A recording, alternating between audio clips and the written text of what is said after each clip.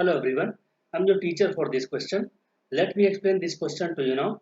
The question says that with the help of proper ray diagram, so that the emergent ray is parallel to the incident ray in the case of light incident on the glass slab.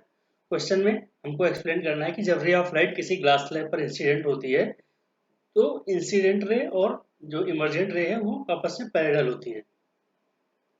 So when ray of light incident on the glass slab, let AO is the ray of light which is incident on the glass slab. AO, it is the incident ray of light. Incident ray of light. Ray of light. And OB, it is the refracted ray in the glass slab.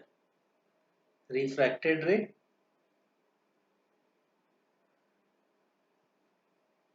in glass slab.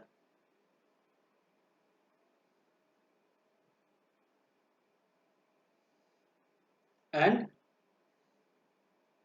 B, let it is BD. BD. So BD is the BD. It is the emergent ray.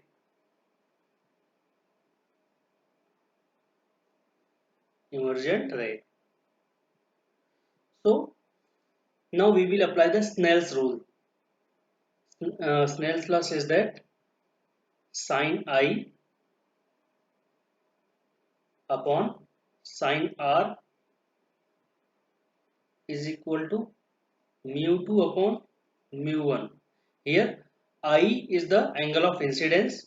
This is the angle of incidence, and R is the angle of angle of the refraction angle or angle of refraction. This is R. And mu2 is the refractive index of second medium, and mu1 is the refractive index of first medium.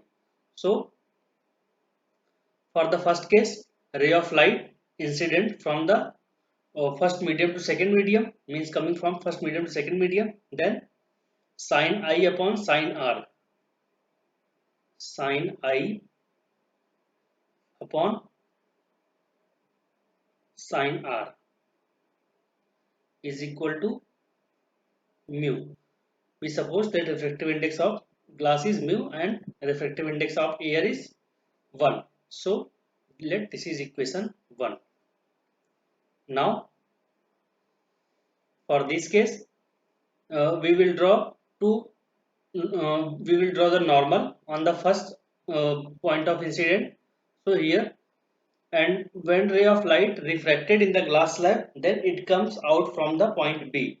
So here this is normal at the point O and at the point B. So uh, these two normals are parallel to each other. So this angle will be equal to this, because of when any ray of light or any line cuts to the parallel line, then alternate angle always will be equal. So here R1 is equal to R2 is equal to R. Now for the second point B, for the medium B, medium B.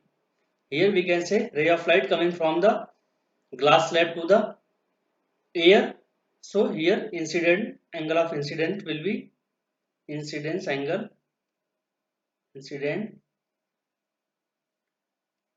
incidence angle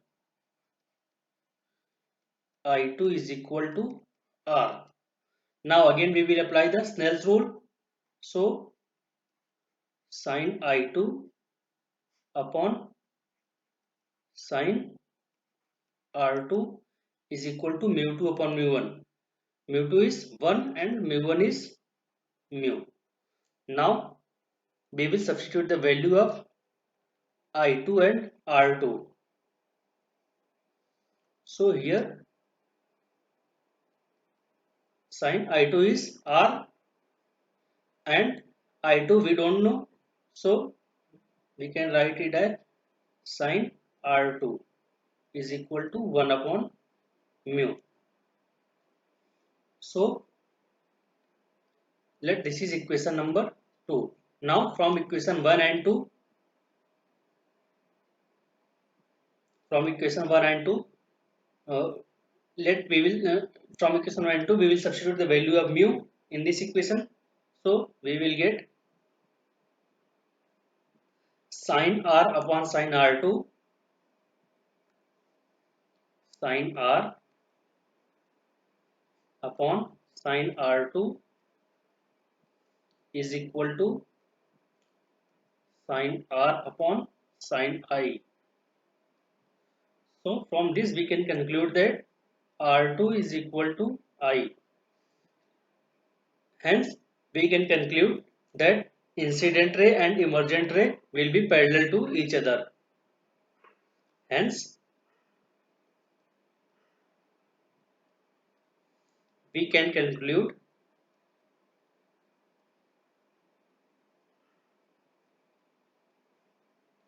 angle of incident ray and emergent ray always will be parallel to each other. Conclude that incident ray and emergent ray always will be parallel to each other. Incident ray and emergent ray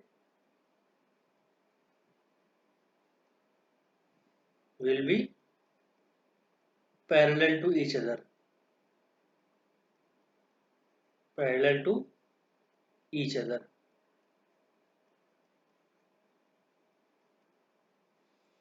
That was the explanation to this question. Thank you.